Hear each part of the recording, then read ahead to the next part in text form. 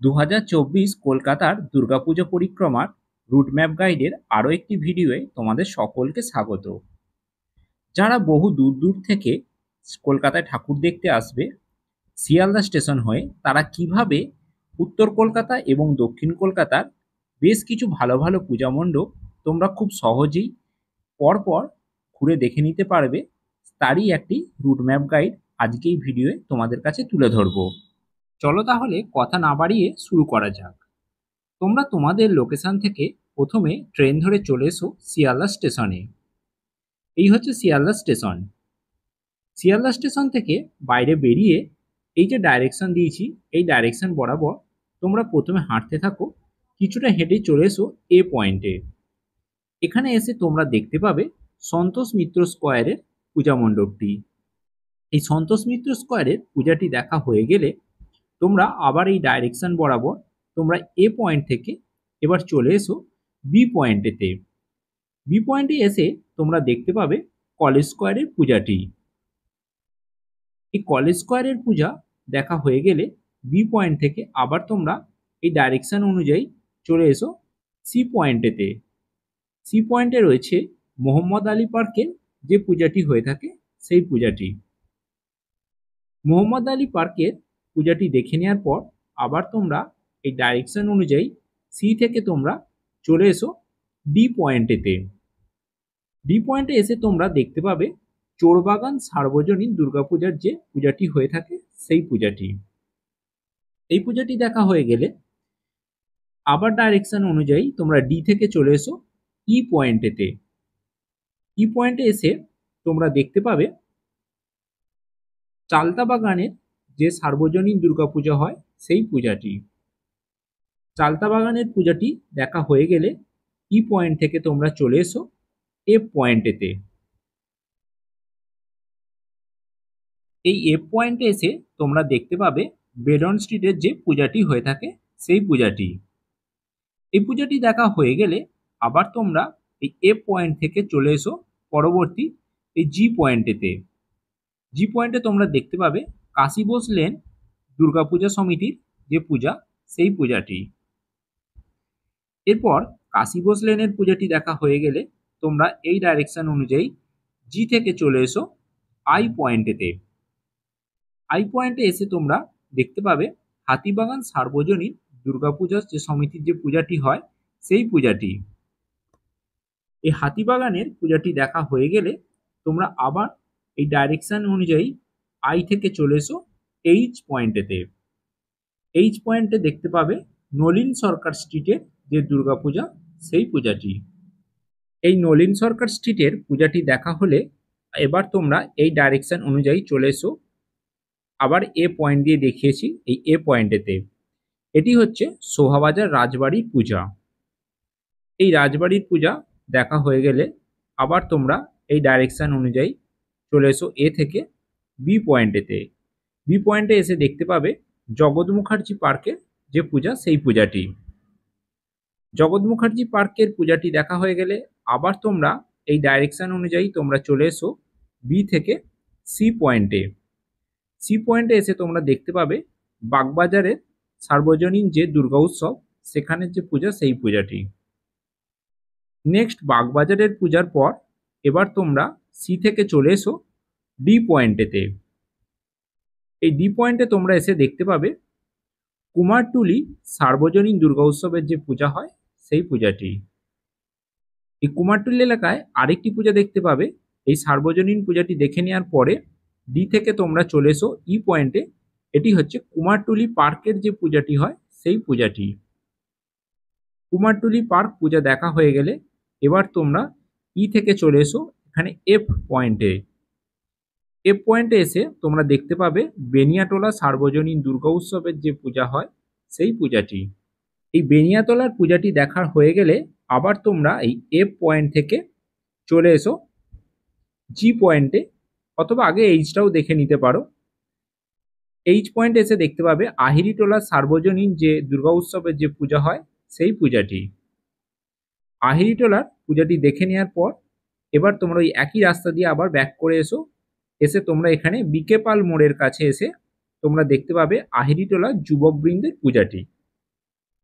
এই যুবকবৃন্দের পূজাটি দেখা হয়ে গেলে এখানে নিয়ারেস্ট যে মেট্রো স্টেশন শোভাবাজার সুতারনটি, সেই মেট্রো স্টেশনে, অর্থাৎ এই যে ডাইরেকশনটা দেখতে পাচ্ছ এই রাস্তাটা দিয়ে চলে এসো শোভাবাজার সুতারনটি মেট্রো স্টেশনে।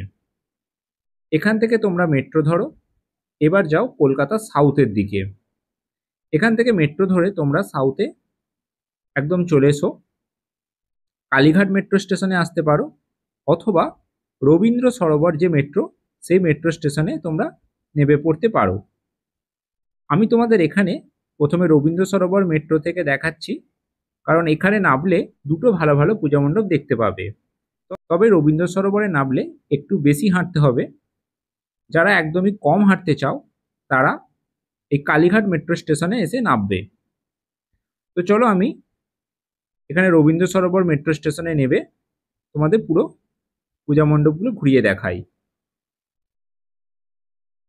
তাহলে তোমরা শোভাবাজার সুতানুটি থেকে মেট্রো ধরে চলে এসো একদম রবীন্দ্র সরোবর মেট্রো স্টেশনে। এখান থেকে তোমরা এই যে ডাইরেকশনটা দিয়েছি এই ডাইরেকশন অনুযায়ী তোমরা প্রথম যে পূজা মণ্ডপটি এসে দেখতে পাবে সুরুচি সংঘের পূজা। এই সুরুচি সংঘের পূজাটি দেখা হয়ে গেলে তোমরা এবার ডাইরেকশন অনুযায়ী এ থেকে চলে এসো বি পয়েন্টে।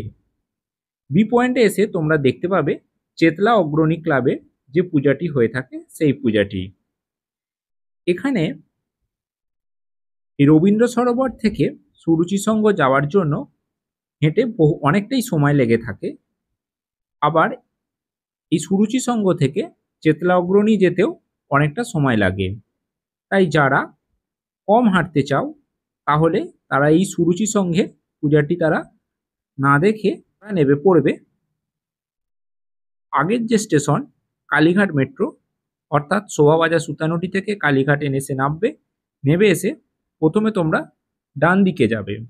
ডান দিকে গেলে এই যেখানে বি পয়েন্ট এখানে পেয়ে যাবে চেতলা অগ্রণীর পূজাটি যেটা দেখিয়েছি, এবং চেতলা অগ্রণী দেখার পরে তোমরা এই ডাইরেকশন অনুযায়ী তোমরা এখানে এসে দেখতে পাবে বাদামতলা আষাঢ় সংঘের যে পূজা মণ্ডপটি সেই পূজা মণ্ডপটি, এবং এরই পাশে ৬৬ পল্লীর পূজাটিও তোমরা দেখে নিতে পারবে। এই পূজা মণ্ডপগুলি দেখা হয়ে গেলে তোমরা আবার এই কালীঘাট মেট্রো স্টেশনে অপোজিট সাইডে, মানে যেদিকে গেছিলে এই রোডটা অপোজিট সাইডে এই ডাইরেকশন অনুযায়ী চলে আসবে। এখানে এসে প্রথম তোমরা দেখতে পাবে দেশপ্রিয় পার্কের যে পূজা সেই পূজাটি, যেটি এখানে ডি পয়েন্টে আমি দেখিয়েছি। দেশপ্রিয় পার্কের পূজাটি দেখে নেওয়ার পর তোমরা আবার এই ডাইরেকশন অনুযায়ী কিছুটা গেলেই তোমরা পেয়ে যাবে ত্রিধারা সম্মিলনীর পূজা মণ্ডপটি। ত্রিধারার পূজাটি দেখা হয়ে গেলে তোমরা আবার এই ডাইরেকশন অনুযায়ী ই পয়েন্ট থেকে চলে এসো এবার এফ পয়েন্টেতে।